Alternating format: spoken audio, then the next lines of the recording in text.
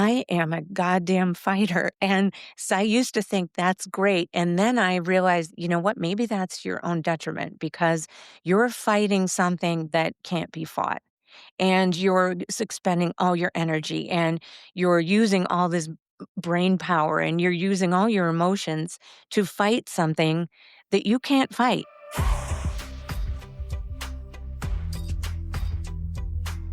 Hello, welcome to Through the Hurricane. I'm your host, Kathleen Kane, and today is our third episode in our Flip the Script series. We are joined again today by Alexander Goffer, who becomes the host, and I become the guest. Welcome again, Lex. Hi, welcome. Good to be back. Thank you. Today is the day we talk about when my life fell to pieces. The first episode, we got into your background a little bit. Last episode, we talked about the rise of your career, and we ended on you just being at the top. You're taking on all these high profile cases. Your office gained so much momentum. And of course, there was some noise that you had to ignore, but it didn't do a number on you whatsoever because the majority of the people in Pennsylvania just absolutely admired you. So it was easy to drown out all of that noise at the time. But you did say before we ended the last episode that there were some blatant signs that something was going to happen. Now, I know you said you had a gut feeling, as I think a lot of us do in those situations, but I really want to know, like, what was an example of a blatantly obvious time when you're like, something is going to happen? Well, I'm in the transition period after you win the election and before you're sworn in. It's about 90 days, something like that. But you hear a lot of noise. There's a lot of chatter. There's a lot of this and there's a lot of that. And then on the very first day in office, you have the inauguration, and then the next day is considered your very first day. They do what's called the security sweep. It's just a normal procedure just to basically clear out the old, bring in the new. And in the executive offices, they did find a recording device on some of the phones. So that was kind of like, I wasn't upset about it. It was kind of like, okay, whatever. Let's clear it out and let's move forward. Yeah, I think it's better in those situations to not give it much attention. I think that's probably what they want. And if you fire back, it just gives them more ammo in that sense. Well, not only that, but I was focused on doing the job. I was a prosecutor. As we said before, my life was threatened before. I have pretty thick skin. I've seen some really awful things. So to me, that was just kind of like, okay, whatever, let's get to work because I was really excited to do that. Yeah. When did you first hear the early criticisms about your leadership style or your decisions? Was it the first day in office? No, I actually I had a honeymoon there. It was about a year long. It was glorious, as all honeymoons are. And then reality hits, and then it starts coming. So we had about a year. And, so it was maybe around 2014. And, again, we were tackling tough issues. We were investigating the Catholic Church. I was threatened to be excommunicated twice. And so I was used to the pressure at that point and kind of being in the spotlight. And then, like I said in the last episode, I really started to get nervous when the newspapers were, like, about being the governor or being on the presidential ticket because I knew that was the first signal of, "Here you go." Wow. Okay. And I think, if any woman gets power in any sense, it's kind of like, oh, she's overzealous, Right, like don't push your luck. Yeah. unhinged. Yeah, Right. exactly. Now, did you have any, wanting to be governor or take No. this any further? No, actually, I love being a lawyer, and that's what that job was all about. So I really wanted to be, the best I could be there. I didn't care about what happened in the future. I wasn't looking for another job. I didn't need another job. I just wanted to do this one and then see where it went from there. So, in the last episode, you also said that you consider yourself lucky and you were just keeping your eye on fulfilling your term, and that you really did think at some point something was going to happen. Now, did you think that would end up with you being in jail, or you thought it would happen a different way? No, it seems when you have time to reflect back upon your life, it seems like nothing really ever happens small for me. the election and even, my marriage and I don't know, even my children's births were dramatic, nothing seems to go simple. So I I knew that something would be coming because I felt like that's just the way things go for me. Did I ever see this coming? Not in a million years. Not in a million years. I never would have guessed it. The investigation begins, your immediate reaction to it. Did you think, okay, like this is going to be fine, we'll figure this out? Or was it really like, okay, this is happening? Well, a little of both. I was kind of like, Okay, we're receiving a lot of attention. I felt this was kind of just like another part of that. And I figured, yeah, we'll figure this out, let them investigate. That's fine. And it'll all turn out fine. Yeah, cautiously optimistic. And obviously, you have so much faith in like the justice system, or else you wouldn't be doing that job. Well, you know what? That actually is true. And, sometimes people say, well, what did you learn from that? Or where do you think you went wrong? And honestly, you know what? I underestimated it. That's where I think I went wrong. I underestimated what could happen. I had too much trust. I probably now knowing if I had to go back, I think I probably would have maybe done more, you know what I mean? I was just kind of like, "Yeah, okay," and we followed all the court orders, this and that, and, I was just like, "Okay, well, it'll end up the way it's supposed to end up," and our staff was, a little upset about it too, like, "We need to do something," and I'm like, "Just let them do what they need to do. It'll Yeah. end up the right way." Yeah. And they can't see you breaking, because then it just discourages everyone and you lose the faith of your employees and everyone, not Sure. even your employees, really just everyone in Pennsylvania. Yeah, and I wanted to do my job. I remember that. I was close with President Clinton, and I remember talking to his former chief of staff, and I said, "How did he get through that?" Because obviously his was way bigger, than me. And he said he just went to work every day and did his job every single day, and he had faith. And, I'm like, "Okay, then that's what I'll do," and same thing. We still got a lot done during that whole period of time. I think it's a testament to our team too. We had a great team.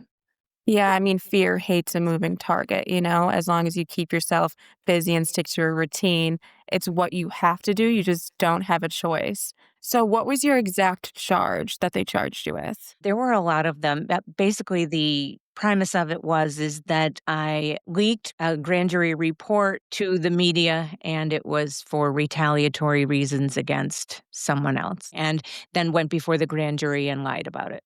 So, what was it like walking into court each day under the glare of the national media? Breathtaking, really. If Forget the media part, that would almost became the easy part at that point. I mean, they were everywhere, they were outside of my house, they were just everywhere I went. I had a hard time even getting through the crowds of them, but that was the simple part. The hardest part was for me and as a prosecutor to walk into that courtroom and not go to the right side, to go to the left side where the defendant's table is. And quite honestly, I kept merging myself that way just as a matter of habit. And my lawyers would pull me and say, "No, we're over here." And it was so hard sitting there. It's also hard because, they say that a lawyer who represents themselves has a fool for a client, but I'm used to speaking for myself. And at that point, you really can't. And that was another difficult part. Sometimes I just wanted to get up and be like, whoa, wait a second, and just Yeah. have your say. And you just can't do that. And no one knows your story like you do. So, if Right. you're hearing something and all you want to do is interject and be like, wait a minute. It was anxiety producing, it was embarrassing, it was everything. Some days I was angry and disgusted and sad and worried all within a scope of, 10 minutes. So, when you got home from court each day, did you shut down? Did you call someone to vent about it? Like, what was your go to? Or it just depended on the day? Everything played in my head over and over and over again, and, I still had my eye on the ball of what was going on at the office, but I'll tell you what, that ride home after the verdict was, quiet. I was still the attorney general, and my protection detail took me home, and normally we would have music playing or something, and I just remember the one of the agents saying, "Are you okay?" And I just remember for the first time saying, "No, I'm Who not." else was in the car with you? Were your sons in there? No, it was just me, and I needed that. I needed that 2 hours to decompress before I got home and, had to talk to the boys about what just went on and more so now what's going to happen from here because the unknown for them was the worst part. I knew, and at a certain point, I felt like as a mother, I felt like I was one of the mothers on the bottom deck of the Titanic when the boat's going down and you're not getting in the lifeboat and you put them to bed, tell them everything's going to be okay, and then you just pray to God it is. So what did you end the conversation with them? Because obviously you wanted to let them know it's gonna be okay.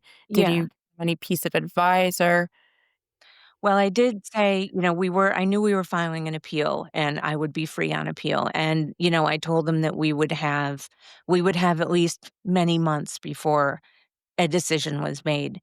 And I honestly, I lose track of time, but I don't know how long it was. I think it was about a year and a half yeah, it was before about it was made. And mhm. so, our life got back to normal again. We still did all the mom things. They still had all their activities. We did all of those. We went on vacation. We did all the things that we should have been doing, but still always in the background. It was always still, I still had that fight going on. And it was sometimes hard to keep your focus, but you have to put it and the way I handled that is I had to compartmentalize. I had to say, for half an hour, I'm going to think about this. If I want to be angry, I'm going to be angry. If I want to cry about it, I'm going to cry about it because I have to let this out. Because then when I go to football practice, I'm not falling to pieces and I can be there at football practice as their mother watching them. So I was compartmentalizing. And don't forget at the same time, we were still in the midst of a divorce, and, that was really difficult on me. Really, really difficult on me. And it wasn't so much the divorce, but we were having some custody issues, and just the mere fact of that disbelief of, "Holy God, how did my life get here? What happened?" "What did I do to deserve this?" Because I believe in karma and all of that stuff and signs, and I'm a very spiritual person, and I kept thinking, "Why did this happen to me?" I would literally go back over all of the cases throughout my years at the DA's office and think, "Did I ever do something to someone? Am I being paid back for something? Like, what is going on here?" And I would try and, like, unpeel the onion, like, today I'm going to deal with today's divorce day. I'm going to deal with everything I have to. I'm going to get all the paperwork I need. I'm going to deal with that. And then I'm going to shut it down and, you know, do what I need to do for the night. And then the next day, I'm going to deal with, you know, the appeal and all of that stuff. So I just tried to keep it together and I tried to manage my emotions to the point where I would give myself a half an hour, which probably was more like 2 hours, but, I would give myself that time because then I would know I've gotta pull it together now. Now you need to stop. For spiritual people like us, we have to find the meaning and repeating the common phrase, well, sometimes bad things happen to good people, like, is just not an acceptable answer.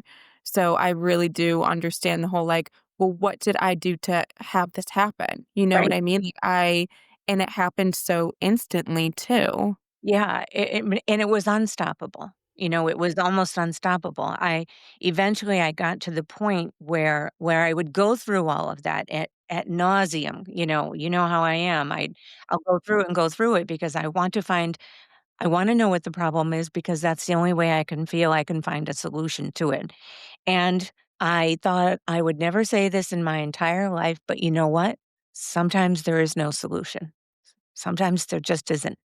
And I had to get to that reality, but I am a goddamn fighter. And so I used to think that's great. And then I realized, you know what? Maybe that's your own detriment because you're fighting something that can't be fought and you're expending all your energy and you're using all this. brain power and you're using all your emotions to fight something that you can't fight. So Yeah. for me to get over that fact that there was nothing more I could do about that, that I had to just almost let it be and I had to accept the fact that this was the way it was going to be was really hard. Some days I would get up early and I'd go for a walk and I would exercise the hell out of my body. So I would be exhausted and I would kind of almost shut everything down inside. Some days I would just be grateful that I had a hot cup of coffee and a shower. And, I would look at my boys and think, my sons are alive. You know what? My sons are alive. Be grateful for that. Who cares whatever else happens? You're going to survive it. It doesn't matter. All that matters is them because they are your life. And it was a series of constant, do this, do that. Okay, now you just had your cup of coffee, you still don't feel any better and it's not even noon yet and God knows what's going to happen to you this afternoon. Then it was kind of like, okay, wash your sheets, change everybody's bed, wash the sheets, make sure the house is clean because those were things I could control. And it was little things that just, you'd hop and skip through the day just to get to the next part and the next part. And then by the time 5 o'clock came, I would be like, okay, I made it. I made it through today. I can rest easy for tonight. And then tomorrow will be another day. But there were all sorts of tools I had to use. Some days I just went to an empty church and just sat there.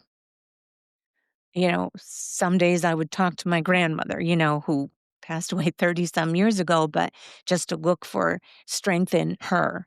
She had a really tough time, and I would look for strength in her, or I would look for strength in our friends who had a real hell on earth, and think, okay, if they can make it, you can make it. And you need to put this in perspective and stop complaining. Sometimes it's day by day, and other times it's hour by hour. It really is. And there's no magical pill, it's a combination of things. So you might have been thinking to yourself, this cup of coffee didn't work, or changing the sheets didn't work.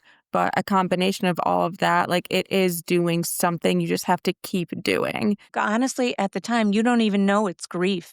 You think it's something else because if it was grief, you'd say, okay, let's go to the playbook for grief, how to handle grief. But you don't know what it is. You don't even know what you're feeling sometimes at the time to fix it. And the battle is inside of you. And I was always waiting for the fire trucks to come around the bend, was always waiting for someone to come and say something that would save me or something would happen and this wouldn't really be true.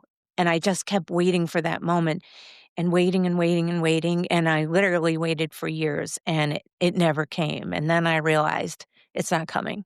You need to do this on your own. And we all have each other to talk about and we have people to lean on and we have people to give advice.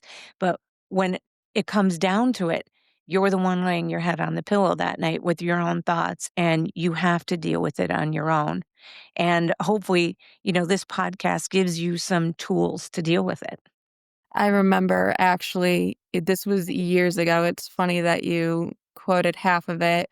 When me and you were talking about this whole situation, it was when you just got out of jail and I was back home. And I was kind of just admiring what you did. I'm not really sure I would have been able to do it. But I did say, you're the only one lying your head on the pillow at night, and you better make sure like you lie down with dignity because it's only you. And you're like, that was exactly it. So we're not gonna get through all of jail in this episode, but something I do wanna ask is that there was the verdict, and then you drove home that day, you had a discussion with the boys, and I don't wanna say you bought yourself about a year and a half, but lack of better terms, that's what happened when you were out on appeal. Now, you did end up going to jail. Correct. Do you think it would have been looking back now, knowing you're gonna go to jail, do you wish you had just gone that day, like, gotten it over with instead of this illusion of, like, hope and freedom in a sense? That's a funny question because it's a dual answer. And the answer is yes and no. Yes, would I have just wanted to get it over with? Because then I look and say, well, by this time I would have been back to a normal life again. Then I thought about the other flip side of it. Well, look at all the experiences and the joys that I've had in that year and a half. Would you wanna give those up? And the answer to that was no, I wouldn't wanna give them up. Now, did I miss out on a lot when I was incarcerated? Yes. I mean, I missed every holiday. I missed my son's high school graduation. I missed things I'm never going to get back. You know, that's a hard pill to swallow, really hard. But again, I guess you have to deal with that emotion and you have to say, okay, I'm really angry about that, or okay, I'm really sad about that. And it is what it is. And then you're going to have to somehow take another step forward. Being in jail isn't like being in a coma, right? Where, yes, you lose a year and a half of your life in both instances, but when you're in a coma, you're not aware of what you're losing and what you're missing. When you're in jail, you're a prisoner, literally, in a cell physically and in your own mind, and you are incessantly aware of what's going on outside and how you cannot be there for it. Now, that ride, again, it's like a 2-hour ride. So that ride in the morning I had to report was, you know, my sister and my friend drove me down. People were calling me. We left the house at like maybe 7 in the morning, and people were calling me and sending me quotes and songs and, just keep your head up and, we're behind you. You just get through this. And I actually had this gung ho feeling of, let's go. Yeah, let's get it over with. I'm here. I'm doing it. Let's go. And, I walked in there like, yeah, here I am. Let's go. Let's do this. You know what? Let's do it now while I'm in this mood. I thought I'd stay in that Because in mood. an hour, who knows? Well, it wasn't an hour, it was about day 4 because, when I first went in, you go into medical and, the nurses there were just so kind, and, they were like, "Do you have any dietary restrictions?" I'm like, "No, I do have a Burger King habit," and they're like, "Well, that doesn't count," and then, they have you do all these, pregnancy tests and all this stuff. I mean, I was in my 50s at the time, but What a scandal that would have been. oh, totally. But I remember her name was Sharon, is Sharon. She yells, "Good news, Mrs. Kane." And, I just had a pretty bad day already and it's only 9 o'clock. I said, "What's that, Sharon?" And she said, "You're not pregnant." I said, "Wow, well, this is a great day." Yeah, thank you. So she just kind of broke it up.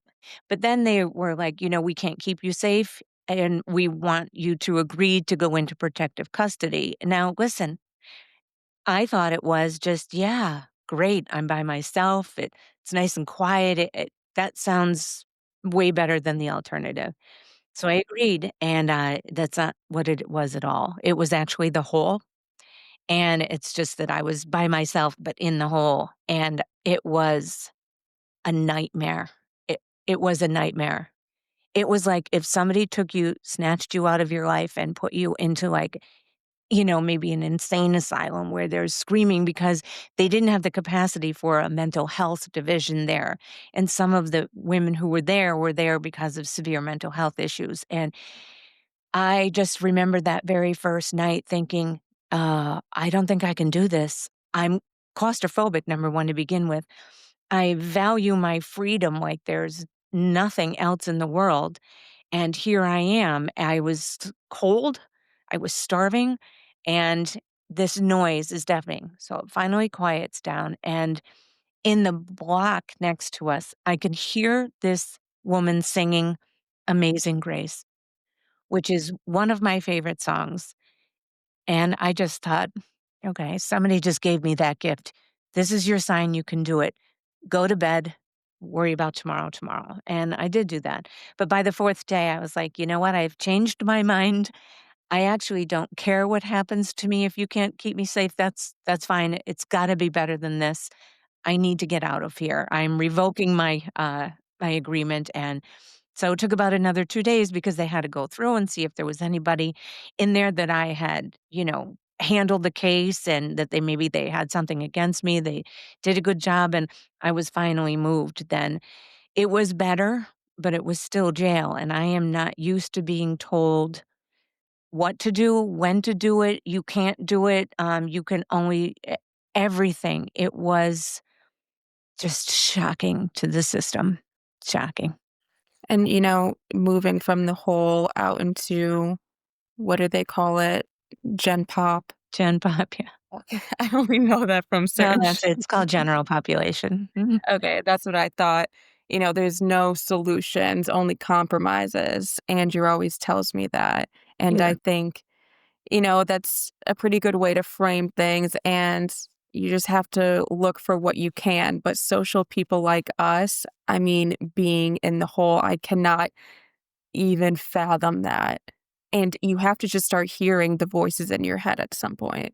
Well, it wasn't quiet and it wasn't isolation. I thought it would be isolation. It wasn't that at all. And I wanted this podcast to show like your really bad day, but also to show that you can still sometimes have a laugh. You can sometimes have a moment where you feel some joy.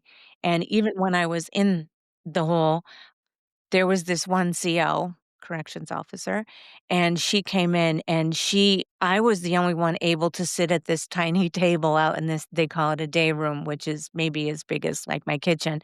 And so I was sitting out there and she was in charge of making sure nothing happened to me. So I was in protective custody because she was watching over me.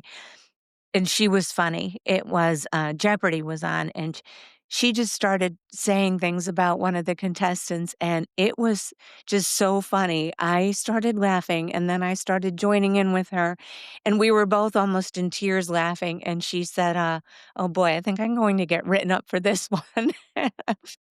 And I thought to myself, "That's amazing that I just had this laugh. Am I losing my mind?" My goal in jail was to protect my sanity at all costs because you very easily can become bitter.